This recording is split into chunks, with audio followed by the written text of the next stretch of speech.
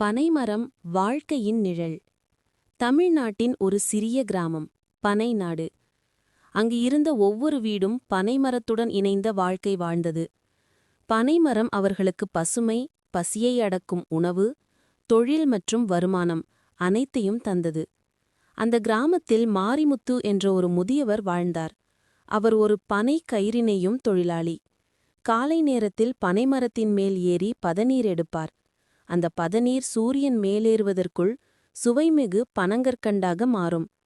மாலை வேளையில் பனை ஓலைகளை எடுத்து அவற்றை நன்கு காய வைத்து அழகான விசிறிகள், ஓலைச்சுவடிகள், ஓவியங்கள் என பல பொருட்களை தயாரிப்பார்.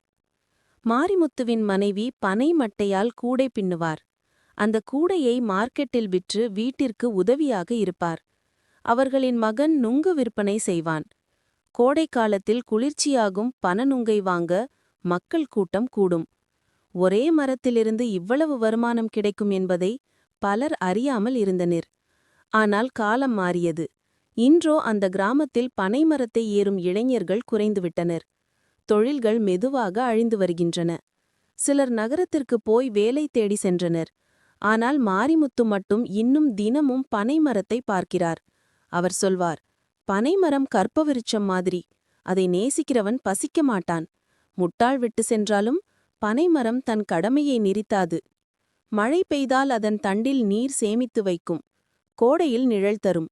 அந்த பனைமரம் கிராமத்தின் உயிராகவே திகழ்ந்தது. இன்றும் அந்த கிராமத்தின் எல்லையிலுள்ள பனைமரம் மாரிமுத்துவின் கடைசி நண்பனாக நின்று கொண்டிருக்கிறது. அவன் போலவே அமைதியாகவும் உறுதியுடனும்.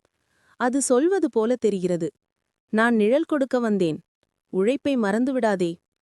சுருக்கம்: இந்த கதை பனைமரத்தின் பயன்கள், அதன் மூலம் ஏற்பட்ட தொழில்கள், அவை அழிந்து வரும் நிலை மற்றும் அதன் இயற்கையான பெருமையை சொல்லும்.